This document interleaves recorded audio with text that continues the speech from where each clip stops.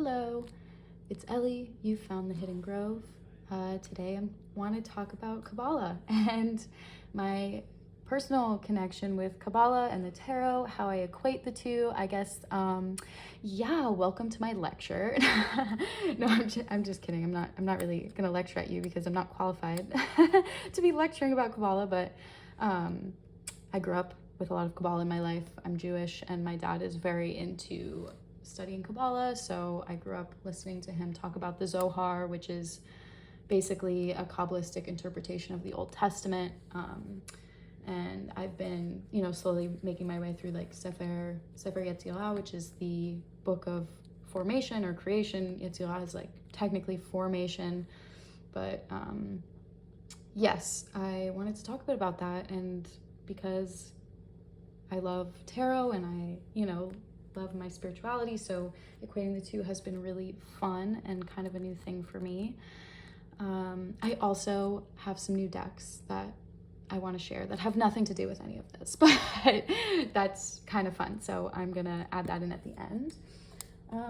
So let's talk about Kabbalah. I think it's so cool. I think it's cool that people have been studying it. I think it's cool that people have found parts of, Jewish mysticism and spirituality that they find relatable. First and foremost, I wanted to, talk about the roots of Kabbalah a bit. It's, Kabbalah is rooted in, original Kabbalah is Jewish mysticism. It has been appropriated by, Hermetic schools and the Golden Dawn to be Kabbalah with a Q. So when I talk about Jewish mysticism, I'm talking about Kabbalah with a K. So Kabbalah with a Q is really where we see the integration of mysticism, New Age type spirituality with the, original Kabbalah. So some people are very angry about this appropriation. I don't use appropriation here in a negative way. I think that, this is how we get the integration of things like tarot and mysticism. The Golden Dawn kind of introduced that connection when we're talking about Kabbalah. I think, though, it is important to acknowledge where the roots are, and they're very ancient roots, and they're very important to many people. So yeah, I want to talk about that. So I'm gonna show you some of the books I have on this. Well, first I have, Sefer Yetzirah, which is the book of formation, also creation. This is just an intense book. We have our text. This is basically like an interpretation of this ancient text. So we have our text, we have interpretation, we have, seals of the angels, things like that. We have our Hebrew associations with Kabbalah. We have, our associations between the Sephirah and directions, things like that. It's very intense. I have in no way made my way through this book completely or comprehensively, but it's good to have. Then I have this book, The Tree of Life. This is kind of my main go-to by Israel Regardie, my main go-to when it comes to, defining the Sephirot for myself. And it also has this really cool table in here. I think it's on page 120. Yeah, 120. It basically has, I don't know if you can see that. So it has all of our Sephirot, they're the planetary associations, and then gods and archangels associated with them, which is so cool. And then the next chapter kind of goes through, especially the Egyptian gods, and how each of them can be associated with one of the Sephirot or emanations. So I have that. Another book I recommend, Chicken Kabbalah. It's a really good introduction to what is Kabbalah if you don't already know. I found that this book, because I already read and can translate a bit of Hebrew, this book was mainly kind of an introduction into the letters. So I think it would be really great for someone who doesn't know Hebrew yet and wants to figure out how they're each associated on the Tree of Life. It also talks about how the tarot can be mapped out onto the Tree of Life. Each of these pathways on the Tree of Life can be associated with one of the major arcana in the tarot, which is really cool. I guess this is all very confusing. I don't really know if this video is making sense, but I think one of the reasons why Kabbalah has become so popular to study and so interesting to so many people is because when we talk about like our New Age spirituality, I have often found people's idea of what spirit and what spirituality is connects very closely to the like Jewish mysticism idea of what it is, right? Like when we're talking about Kabbalah, one of our main ideas is what's known as Ein Sof, which basically means without end, Ein without Sof end. So without end, which is like the unending energetic power that encompasses our universe, that fills each of us with life force. This idea, the emanations of what you could call either God or spirit, or just kind of this energetic existence that is ever present in our world. And I found, you know, when I watch videos about people who use the tarot, they often talk about this, you know, like energetic oneness. And when we go through the major arcana, you know, we end in the world card, which is human connection to the oneness of the world, the oneness of the universe. So it's very heavily reflected in the tarot as well. And when we look at our Tree of Life, I'm going to bring out this book for a second. I don't really use this book only because this is very heavily like Hermetic Kabbalah, right? Kabbalah with a Q. And I enjoy keeping traditional Kabbalah centered in my practice, although I have nothing against like this version of Kabbalah. So what I do like this book for though is its charts, right? So we have really good charts of, where is that? Oh yeah, of the Tree of Life here. So when we talk about like our energetic oneness that encompasses the world, I hope you can see this whole thing.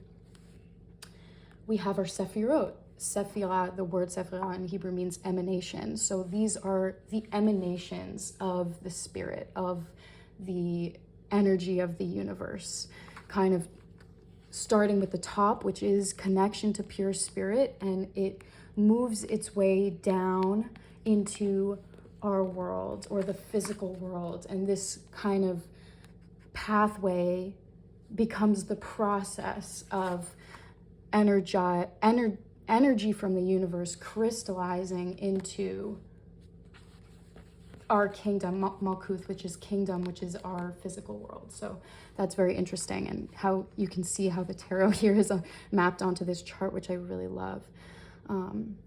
So yeah, I guess I'm also kind of making this video because I recently was watching the tag that I think Thea at Garden Goddess Tarot, Meg at Rose Honey Ritual, and Wendy at Wendy's Occult Compass created together. I think those are the three creators. I'm sorry if I'm wrong. 10 decks for 10 Sephirot, and I'm excited to do that tag. So I've kind of just been prepping myself because oftentimes I find that my study of Kabbalah and my study of tarot can be kind of separated, and I'm working on integrating them, and this is how I'm doing it. So we can map our major arcana out on the connections between the Sephirot, and then in each one we have the minor arcana, so the 2s, the 3s, the 4s, the 5s. And something also cool about what's happening, why this is relevant to me right now, is in the Hebrew calendar, we're in something right now called the 49 days of Omer, which is basically counting the days between Passover and Shavuot in the Hebrew calendar, two of our holidays, and each of the days can be represented by the 7 lower Sephirot, so like cut off the top 3, the 7 lower, and each of their emanations. So right now we're in like the Tiferet of Tiferet, so and then tomorrow we'll be in the Netzach of Tiferet. So each of the 7 days out of 49, I am not explaining this well.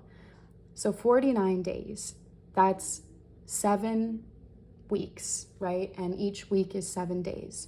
So the first week was the week of chesed, kindness, or mercy, grace. So the first day was chesed and chesed. And then our second day was gevurah and hesed.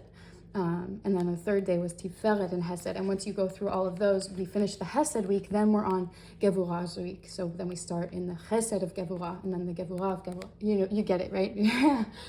I hope that made sense. But we are going through this process right now. So it's been super cool because, I've mapped out my 49 days before, but I've never done it through the lens of tarot. So this is a really exciting time for me.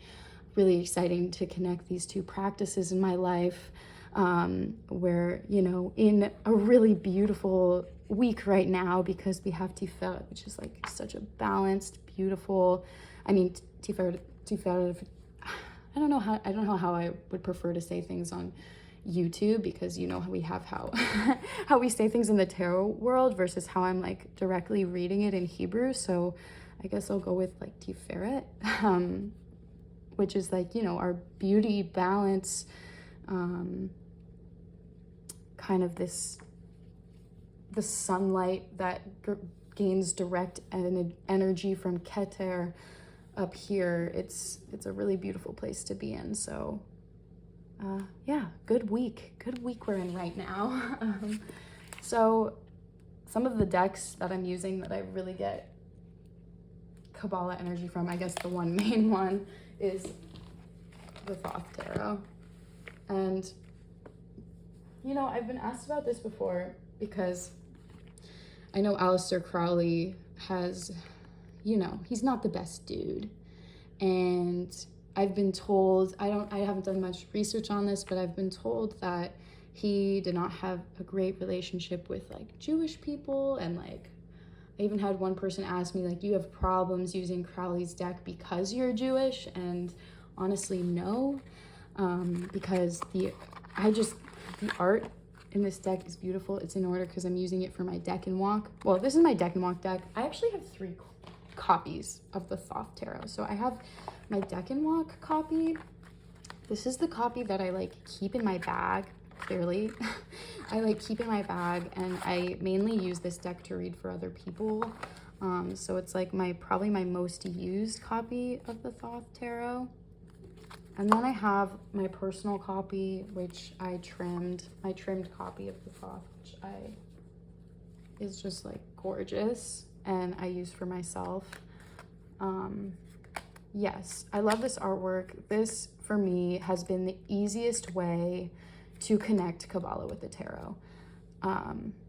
Crowley, his views may not have been pro Jewish mysticism or pro connecting these two practices. I'm not really sure. I don't really want to speak on it because I don't know enough about it. All I know is that for me, this deck has been the easiest to use, like I said, when connecting these two practices. It connects to the tree of life, it connects to astrology, it connects to the elements, the Egyptian gods. Like, it is just so comprehensive, and the artwork is stunning. Thank you, Lady Frida Harris. You are a gem. So yes, I have been using with this tarot Crowley's own book on it, because he does touch on the Tree of Life in this book, and then also Mirror of the Soul, which is just amazing, as many people know. It's so good. Less connected to the Tree of Life, but it has helped me understand the Thoth Tarot for like reading for others a lot, because for a long time for me this was just a study deck, and this book has helped me use it more practically. So yeah, those are the 2 that I use for that. Another book that I like is the Foundations of Practical Magic, which talks about Kabbalah and the Tarot as well. You know, it has this nice chart in there where it maps out, first of all, the Hebrew letters there's 22 Hebrew letters, and then it has the direct translation of like the name of each letter. The letters themselves are just sounds, but the names of each letter are these translations, and then the Sefer Yetzirah, like associations, and then the Tarot association. So this is just like a great chart. I basically use this book just for this chart. Yeah, I like it. It's by Israel Rigardi. So that's cool. And then obviously the best of the best for my deck and walk. Oh my God, I'm like all over the place. I'm jumping all over the place, but deck and walk has been good in all of this too. I did one last year and I just kind of decided to repeat it because last year was like my Thoth study year, and this year has been like an interesting year because I feel like a lot of people are doing the deck and walk, or at least posting about it. So it's been cool to do it and then see everyone else's experiences and opinions about it. So that's fun to do it a second year in a row. This is a great book. All right. Yes, I've rambled a lot. I'm excited to do the 10 decks for 10 Sefirot tag. And yeah, let's move on. Let's move on from this weird lecture I've given you, and we'll talk about some new decks I've gotten. So maybe I'll add a timestamp so that you can just skip all the other stuff and come here if you want to. All right, let's go. We'll start with this deck, which does not come in this bag, but I put it in this bag. It's the Star Tarot. I got this a couple weeks ago from Christy at Green Eyed Tarot. She was giving or like selling some of her decks that she wasn't using or that she was rehoming, and I got this copy from her. It's lovely to use. I think I just prefer the Thoth to this deck, but it's really fun to look at. And you know, if I'm feeling like I want just some like pretty cards, I'll put this down so maybe you can see more easily. Some pretty cards to look at and still kind of have that esoteric feeling that I get from the Thoth Tarot. I'll use this one, and it's been really fun to use.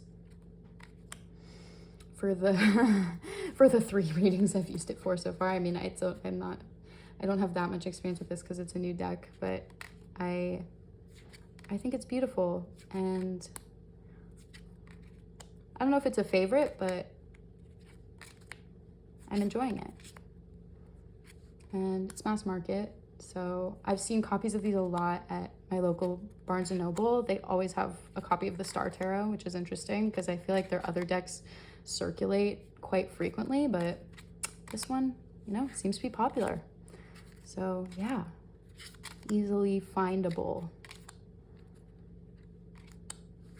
Okay. Next one that I just got in the mail that I'm so excited about is the Jumbledance Tarot. I have been rekindling my love for pip decks, and I guess my only other collage pip deck is the Ritual Tarot. And so I love collage decks, I love pip decks, and here's another collage pip deck. So cool. And the guidebook is awesome. I have seen this deck recently on Jess's channel, Jess Reese Cards, and I loved her walkthrough of this deck. It's funny, there was one card she found in her walkthrough where she said, I guess if I find it, I'll talk about it, but I guess it's not relevant unless I flip to it. But yeah, so this has been, it's just so good, so beautiful. I'm so excited to use it. Aesthetically great. And I'm excited to read through the guidebook. And this deck, I've never seen it unavailable, honestly. I found it's on Etsy. It's like $30-something. It's usually always in print available, so yeah.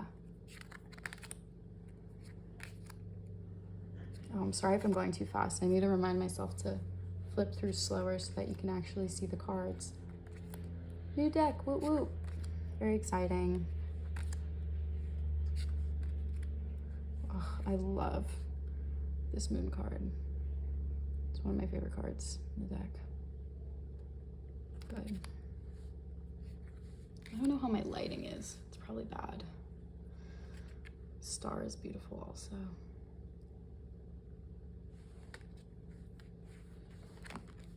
Yeah.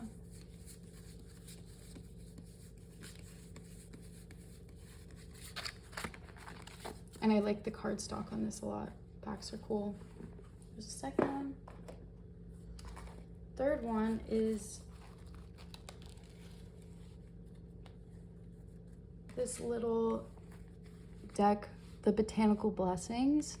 It's a hand-cut, like, zine type deck. I think backs are lovely. It's a botanical deck. It's by Shayna Velde. On her website, you can find it. It's really lovely, really cute. I haven't used it with any other decks, like pairing at all, but of the couple cards I've pulled, it's been fun and sweet. And it feels nostalgic to me for some reason. I don't know why. Something about this art style.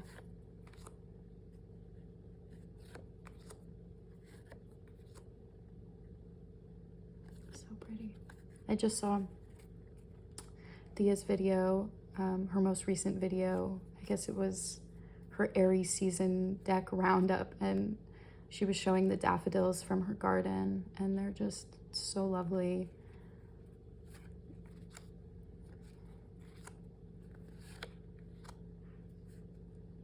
Passion flower.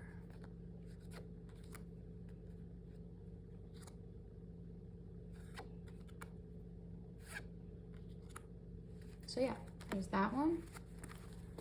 And then another new deck.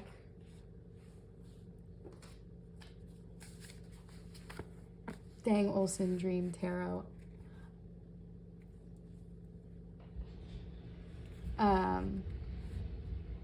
I saw this on Meg's channel, Meg at Rose Honey Ritual, and I am okay to be influenced, okay? I'm fine with it sometimes, just especially with a deck like this. This is just so fun. The backs are heckin' fun, and I think this is a fun interpretation of the tarot. It has Thoth elements, it has RWS elements. The court cards are really great. We have our star goddess here. Look at that. It's just really fun.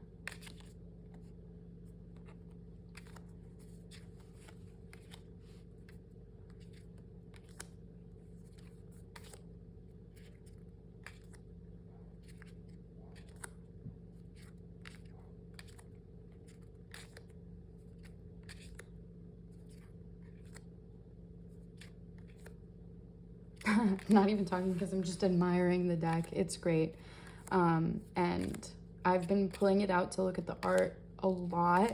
I've only used it once or twice so far since I got it, but I just love looking through it. And that's something else I love doing with my decks. You know, sometimes even if I don't like use them constantly, like just looking and connecting with the art and appreciating them aesthetically is great. It's relaxing. It helps me, you know, like ground myself and center my thoughts and my energy. So yeah, I love having decks like this that just stimulate my brain, but not in an overwhelming way, because I do get easily overwhelmed by visuals sometimes. Yes, okay. So I think I'm looking around at like my pile of stuff I have surrounding me to see if I forgot anything, but I think that's it. Thank you for listening to my rambles and things. Bye-bye.